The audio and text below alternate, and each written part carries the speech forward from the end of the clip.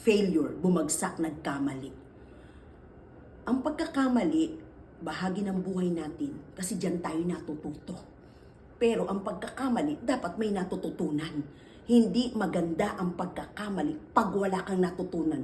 Uulit at uulit yan, pero wala kang natututunan. Darating ang araw, susuko ka. Pero kung sa bawat pagkakamali may natututunan ka, naniniwala ako, magmamature ka. Bakit? Experience is the best teacher. Pwede minsan makaranas ka ng panghihina, makaranas ka ng pagkakamali, makaranas ka ng ma-reject, makaranas ka ng parang walang katugunan ng panalangin mo, makaranas ka ng pangangailangan para matuto kang lumaban, para matuto kang increase ang faith mo, para matuto kang magtiwala sa Diyos kahit hindi mo naiintindihan, para matuto ka na makontento kung ano nandiyan, para matuto kang mahalin ang taong yan kahit hindi mo nakikita yung pinagpe-pray mong baguhin ng Diyos, hindi mo nakikita. Bakit?